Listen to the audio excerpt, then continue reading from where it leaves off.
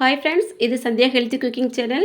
இன்றைக்கி இந்த வீடியோவில் முடக்கத்தான் கீரை சூப்பு எப்படி பண்ணலான்னு பார்க்கலாம்.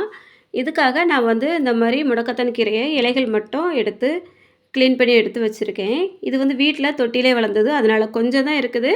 இது நான் இன்றைக்கி ஒரு 2 பேர் குடிக்கிற அளவுக்கு செய்ய போகிறேன். அதனால் இந்தளவு போதும்.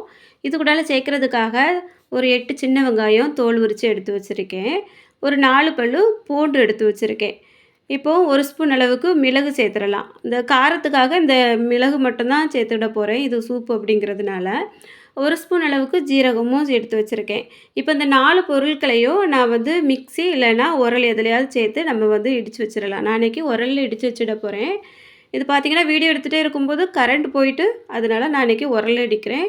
நீங்கள் மிக்ஸி ஜாரில் சின்ன ஜாரில் போட்டு இந்த மாதிரி கொஞ்சம் கொரப்பாக அடித்து எடுத்து வச்சுவிடுங்க. இப்போ இந்த அளவுக்கு நான் எல்லாமே இடித்து எடுத்து வச்சுருக்கேன். இதை ஒரு பாத்திரத்துக்கு எடுத்தாச்சு. ஒரு சின்ன சைஸ் அளவுக்கு தக்காளி எடுத்திருக்கேன் பாருங்கள், ரொம்ப சின்னது தான். நம்ம எடுத்துருக்க அளவுகளுக்கு ஏற்ற மாதிரி தக்காளி சைஸு எடுத்துக்கிடலாம். நான் அதனால் ரொம்ப சின்னது எடுத்திருக்கேன். ஸ்டவ் ஆன் பண்ணி கடாய் வச்சு அதில் 1 ஸ்பூன் அளவுக்கு நல்லெண்ணெய் விட்டுருக்கேன். இந்த நல்லெண்ணெய் கொஞ்சம் சூடாகினதும் நல்லா தீ சிம்மில் வச்சுட்டு நம்ம இடித்து எடுத்து வச்சுக்கக்கூடிய பொருட்களை இதில் சேர்த்துடலாம். சேர்த்துட்டு நல்லா ஒரு கரண்டியால் 1 நிமிஷத்துக்கு வதக்கி விட்டுறலாம். தீ அதிகமாகாத அளவுக்கு பார்த்துக்கோங்க, ஏன்னா இதெல்லாம் கரிஞ்சிரும். எண்ணெய் ரொம்ப கம்மியாக தான் சேர்த்துருக்கோம். அதனால் இப்போ எண்ணெய் அதிகமாக சேர்க்க வேண்டாம், அதனால் நான் கொஞ்சம் சேர்த்துருக்கேன். இல்லை நீங்கள் எண்ணெயே சேர்க்காம சும்மா எல்லாமே மிக்ஸ் பண்ணி அடுப்பில் வச்சு கொதிக்க வச்சாலும் போதும், அதுவும் நல்லா தான் இருக்கும். கொஞ்சம் பச்சை ஸ்மெல்லு தெரிஞ்சது போல் இருக்கும். அதுக்காக தான் நான் இந்த மாதிரி கொஞ்சமாக எண்ணெய் சேர்த்துட்டு லைட்டாக வதக்கிக்கிட போகிறேன். இப்போ 1 நிமிஷம் இல்லைனா 2 நிமிஷம் அதை வதக்குனதுக்கப்புறமா அந்த ஒரு தக்காளி எடுத்து வச்சுருந்தோம் பாருங்க, அதை பொடி பொடியாக கட் பண்ணி இதில் சேர்த்துடலாம். இந்த தக்காளி கட் பண்ணி சேர்க்கலைனாலும் நீங்கள் மிக்சியில் கூட அடித்து இதில் சேர்த்துடலாம். இப்போ இது நல்லா வதங்கிட்டு இருக்கட்டும். அதுக்கப்புறமா நம்ம எடுத்து வச்சுருக்க கீரையை நல்லா கொஞ்சம் பொடி பொடியாக கட் பண்ணி இதில் சேர்த்துடலாம். அது ரொம்ப வதக்கணும்னு அவசியம் இல்லை. இப்போ நான் கீரையை நல்லா பொடியாக கட் பண்ணி எடுத்துகிட்டு வந்துட்டேன். இதில் சேர்த்துருக்கேன் பாருங்கள்.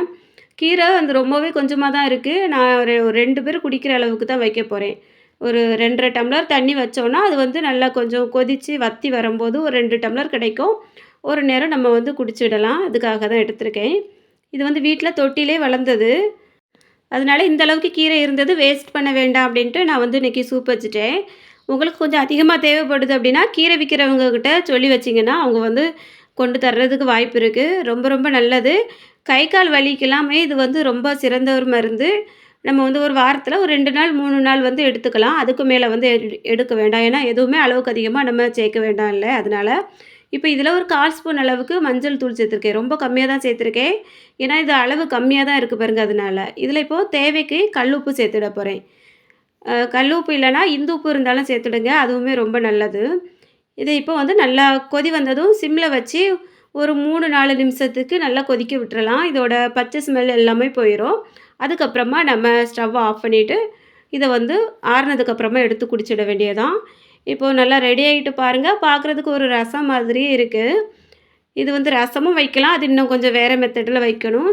இந்த சூப்பு சூப்பராக ரெடி ஆகிட்டு, இந்த கீரையோடவே நீங்கள் சாப்பிடுவீங்கனாலும் மென்று அந்த சூப்பை குடிக்கலாம். இல்லைனா இதை எல்லாமே அரிச்சிட்டு நீங்கள் இந்த மாதிரி தெளி வச்சு எடுத்துக்கோங்க.